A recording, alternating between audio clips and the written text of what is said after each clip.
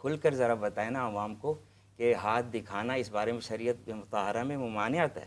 کسی شخص کو بھی ہاتھ دکھانا اس مقصد کے لیے کہ یہ مجھے میرے آگے کے جو امور ہیں ان کے بارے میں خبر دے گا.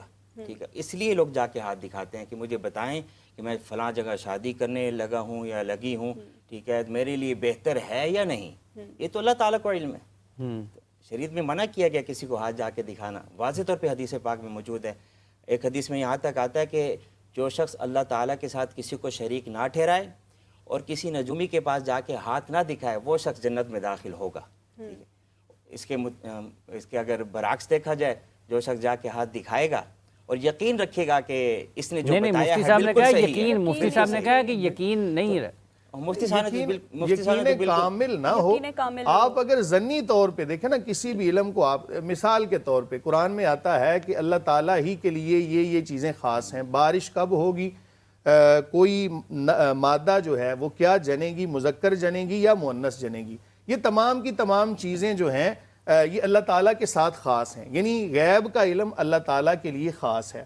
لیکن اب ہم دیکھتے ہیں کہ محکمہ موسمیات والے کچھ آثار و واقعات دیکھ کر بتا دیتے ہیں فلاں وقت میں بارش ہوگی. اب اس کا مطلب یہ نہیں جو انہوں نے کہہ دیا ہے وہی ہوگی, انہوں نے تو آثار دیکھے. وہ تو بعض اوقات یہ بتاتے ہیں جی کہ بہت تیز بارش ہوگی, نہیں ہوتی. بعض اوقات بارش کا کوئی امکان ہی نہیں ہوتا, بارش جو ہے وہ رکتی نہیں ہے, شروع ہو جاتی. اب دیکھیں الٹرا ساؤنڈ ہے تو اس کے اندر بتایا جاتا ہے کہ یہ مادہ جو ہے یہ مذکر پیدا کرے گی یا مؤنث, یعنی اس کے پیٹ میں بیٹا ہے یا بیٹی. یہاں تک اب ہم نے ترقی, تو یہ الٹرا ساؤنڈ کی جو تصویر ہے یا بات ہے وہ کلی نہیں ہے.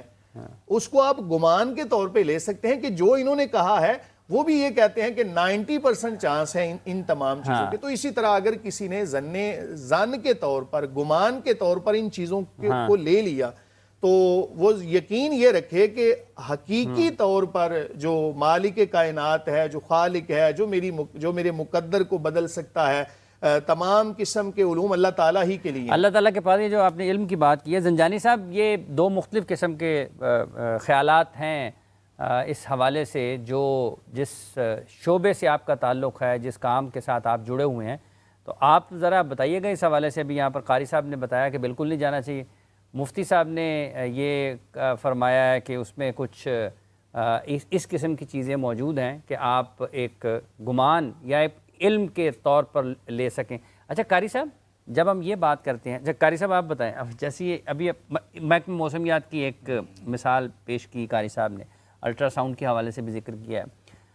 اگر میں نے فرض کر لیں کہ کسی دوسرے شہر جانا ہے, میں آپ کے پاس ہی آ جاتا ہوں, قاری صاحب مجھے جانا چاہیے یا نہیں جانا چاہیے, تو جو بڑے بڑے لوگ ہیں, مطلب جو حکومتی شخصیات ہوتی ہیں, وہ تو ایک شہر سے دوسرے شہر جانے سے پہلے جن کے ساتھ ان کا عقیدہ ہوتا ہے, جن کے ساتھ وہ محبت کرتے ہیں, عقیدت رکھتے ہیں, ان کے پاس جاتے ہیں کہ سائیں دسو کہ میں لاہور جاواں یا نہ جاواں. جی, اس بارے میں واضح حدیث پاک میں بھی موجود ہے.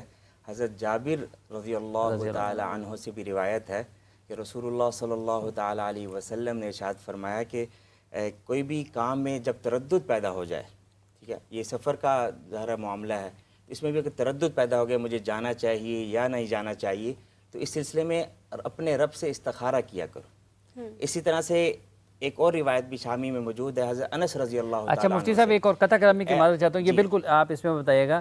زنجانی صاحب آگے ہیں, زنجانی صاحب کی رائے لیتے ہیں پھر یہ, لیکن یہ ہے کہ جب ہم بالکل کہیں جگہ پر پھنس جاتے ہیں نا, تو پھر تو ہمیں اللہ کے سارے حکم یاد آ جاتے ہیں. مطلب اگر اور تو ہم کہیں پورا کریں نا, لیکن جب میں نے سفر کرنا ہے کہ اللہ نے کیا استخارہ کرنا ہے, استخارہ کر لو, شریعت نے استخارہ کی اجازت. باقی 99.99 کام وہ جو شریعت کے بغیر ہوں, تو ایک استخارے پہ آ کر زنجانی صاحب سے لیتے ہیں رائے. زنجانی صاحب, آپ نے سنا ہے قاری عطاء المنان وارثی صاحب کو بھی اور مفتی صاحب کو بھی, قاری صاحب کا یہ ماننا ہے جی بالکل شرعن ٹھیک نہیں ہے, یہ اسٹرولوجی بالکل ٹھیک نہیں ہے. مفتی صاحب کہتے ہیں آپ علم کے طور پر آپ یقین کامل نہ ہو تو آپ اس حد تک آپ اس کو گمان کے طور پر دیکھ سکتے ہیں. بالکل حافظ صاحب, دیکھیں اس کے اندر بات یہ ہے کہ ہم آج تک یہی نہیں سمجھ سکے کہ ایسٹرالوجی ہے کیا. مطلب میں ایک چھوٹی سی آپ کو مثال دیتا ہوں. آج سے 20 سال پہلے موبائل میں ایک ایپ آتی ہے نیویگیشن, گوگل میپ. کہ آپ نے کہیں پہ بھی جانا ہو، آپ اس میں اپنی لوکیشن ڈالتے ہیں، وہ آپ کو بتا دیتا ہے ایگزیکٹلی کہ اس جگہ پہ ٹریفک ہے، اس جگہ پہ آپ نے لیفٹ ہونا ہے، اس جگہ پہ آپ نے رائٹ ہونا ہے، اتنے وقت میں آپ پہنچ جائیں گے، ساری چیزیں کیلکولیٹ کر کے آپ کو بتا دیتی ہے۔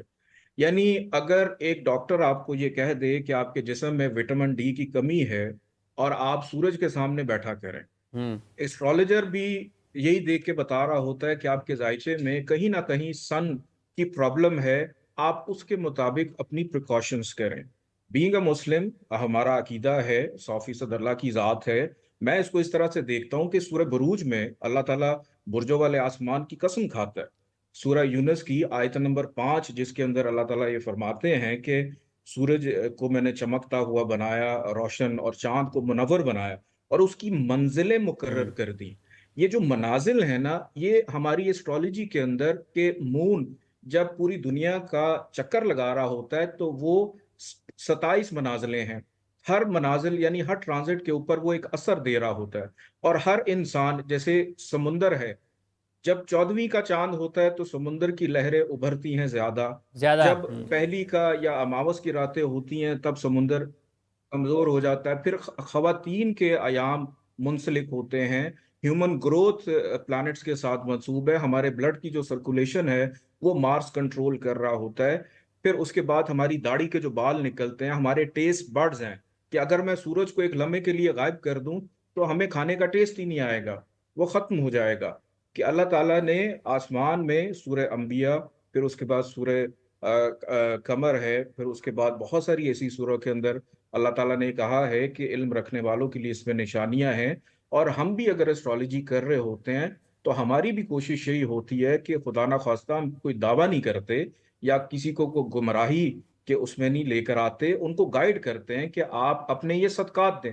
اب صدقہ کرنے کا حکم جو ہے وہ ہمارے مذہب میں بھی ہر انسان کی جان اور مال پہ واجب ہے کہ وہ اپنا صدقہ دے۔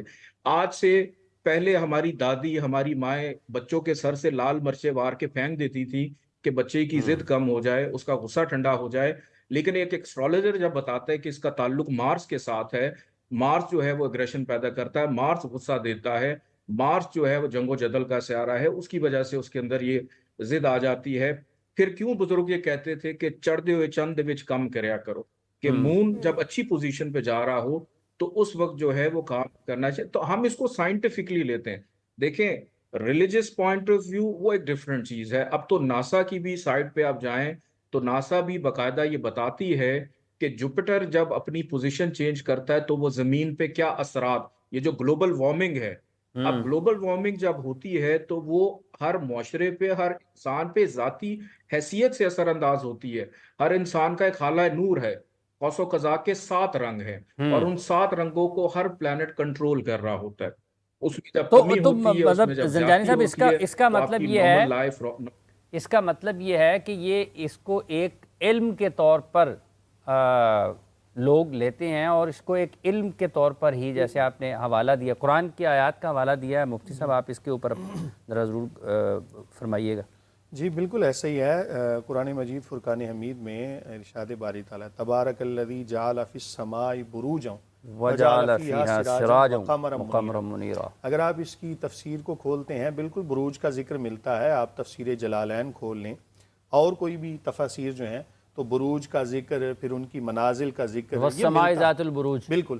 تو یہ بروج اور اس کے اندر کواکب، یہ تمام چیزیں قرآن کے اندر موجود ہیں۔ صرف اور صرف میرا جو بات کرنے کا مقصد یہ تھا کہ کسی بھی علم کو سوائے قرآن و سنت کے، کسی بھی علم کو آپ لیتے ہیں تو وہ آپ علم کلی کے طور پر نہیں لیتے، آپ کو اس کو ضمنی طور پہ لینا ہے کہ یہ ایسا ہو سکتا ہے۔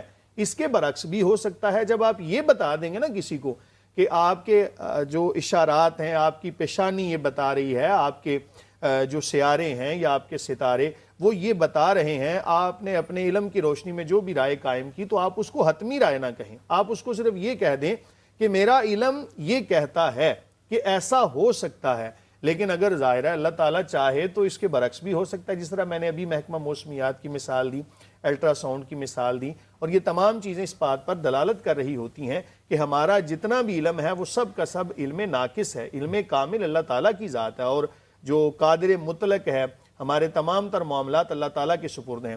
میں اس پہ ایک چھوٹا سا واقعہ بھی بتاتا ہوں. ایک پامسٹر کہہ لیں یا جس طرح زنجانی صاحب ہیں اپنے فن کے ماہر ہیں, انہوں نے بڑی اچھی تمہید باندھی.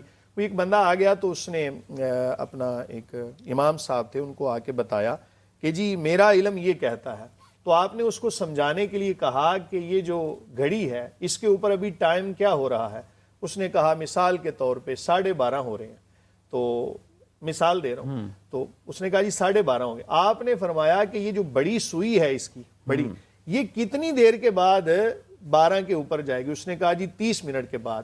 تو آپ نے کیا کیا, آپ اٹھے تو آپ نے اس سوئی کو گھما کے تو 12 پہ لے گئے. تو آپ نے کہا کہ اب بتاؤ کتنی دیر میں آئی. اس نے کہا جی چند سیکنڈ میں. آپ نے فرمایا یہی میں مسئلہ تمہیں سمجھانا چاہتا ہوں کہ ایک معاملہ چل رہا ہوتا ہے. اب اس نے کہا جی کوئی بیرونی طاقت آئی جس نے اس کو گھما کے تو 12 پہ لے گی. آپ نے فرمایا یہی تو مسئلہ تمہیں سمجھانا چاہتا ہوں کہ ہم بعض دفعہ اپنے علم کے مطابق دیکھ رہے ہوتے ہیں فلاں سیارہ یا فلاں ستارہ یا کسی بندے کے معاملات ایسے چل رہے ہیں, لیکن اللہ تعالیٰ چاہے, یعنی وہ طاقت آئی, اس نے اپنا عمل دکھایا اور اس طاقت کی وجہ سے وہ کام پہلے ہو گیا یا اس سے پیچھے ہو گیا.